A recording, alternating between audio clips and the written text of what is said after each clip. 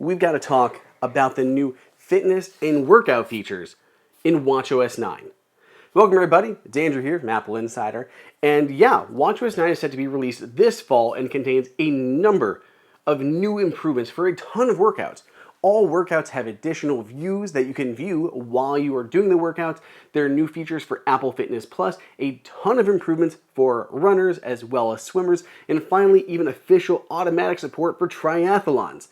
There's a lot to dive into, so let's go ahead, grab our Apple Watch with watchOS 9 and walk you through it. So here I am on my Apple Watch with watchOS 9 installed inside of the Workouts app. I'm going to go down and start off with something just like an indoor cycle, and we're going to wait for this to begin.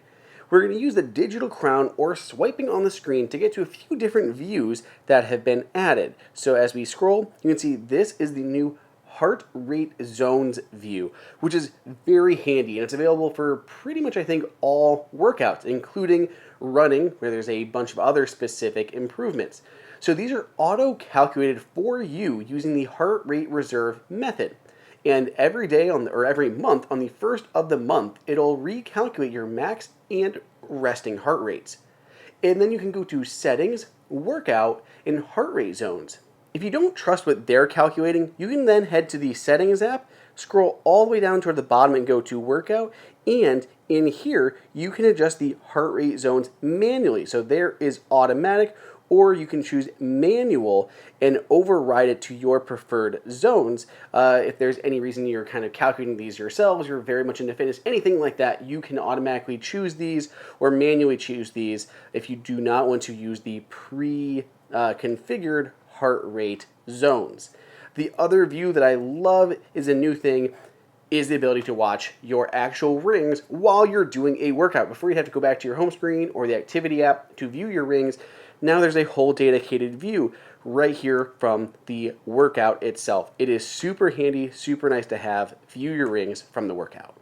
Talking about a few other changes to the workout app before we get into running, if we scroll down, there's a new option for multi-sport workouts.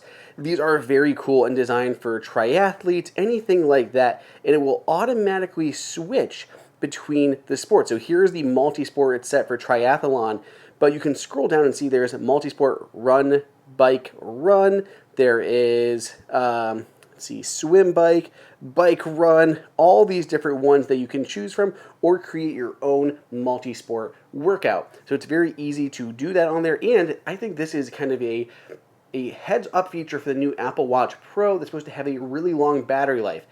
The current Apple Watches, their battery life is still rather short, and I think an Apple Watch Pro with a longer battery life could make a big difference for those who are using their Apple Watch during triathlons.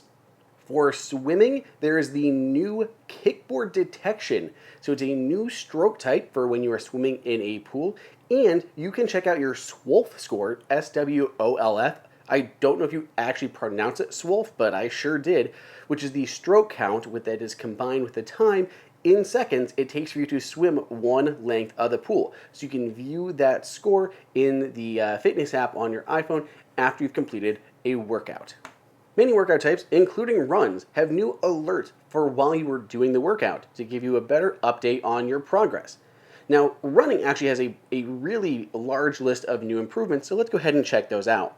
First, before starting the workout, I'm going to tap on the ellipsis in that top right-hand corner, and you can see we have a ton of different workout types now that you can choose from. So there's your basic ones like time, open, distance, any of that. But there's also a new one for pacer. So you can actually see and use this pacer one.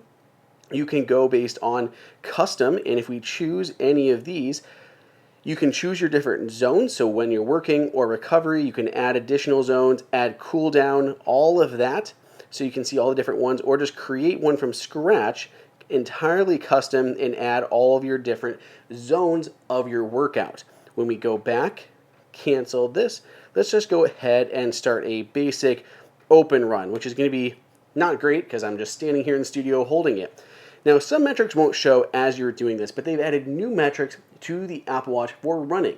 It'll now measure things like stride length, your average power, ground contact time, vertical oscillation, and of course the pacer metrics that we'd already talked about. See, there are our zones, we have our splits, we have our elevation gain, our Apple Watch rings, All of this is now being tracked, more metrics than ever for runners to really let them get in and see what they're doing.